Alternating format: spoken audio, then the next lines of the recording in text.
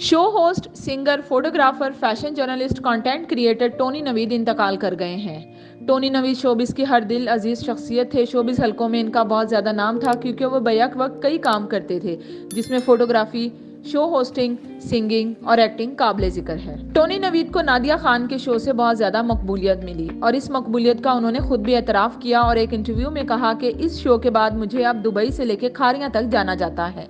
Tony Naveed फिल्मों में काफ़ी दिलचस्पी रखते थे। वो फिल्म को एक बेहतरीन नाकिद की निगाह से देखकर बेहतरीन तबसरा करते थे। यासिर जसवाल की फिल्म जलेबी में उन्होंने छोटा मगर एक अहम किरदार अदा किया। वो अक्सर कहा करते थे कि शोबिस के लोग अपने प्रोजेक्ट्स के साथ मुखलिस होते हैं लेकिन फिल्म इंडस्ट्री के साथ मुखलिस नहीं होते।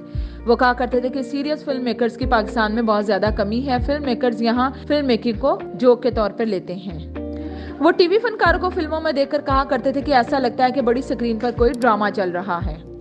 टोनी नवीद ने चंद फिल्मों के रेड कारपेट भी होस्ट किए। कल्चरल रिपोर्टर के तौर पर उन्होंने डॉन में 6 साल तक काम किया और फिल्मों के रिव्यू लिखे। कई अहम शख्सियात के इंटरव्यूज भी किए। उन्होंने रीमा, निरमा, मीरा और सना का मेकओवर भी किया। टोनी नवीद ने शान, रेशम, मीरा का शूट एक साथ करवा के सबको हैरान कर दिया।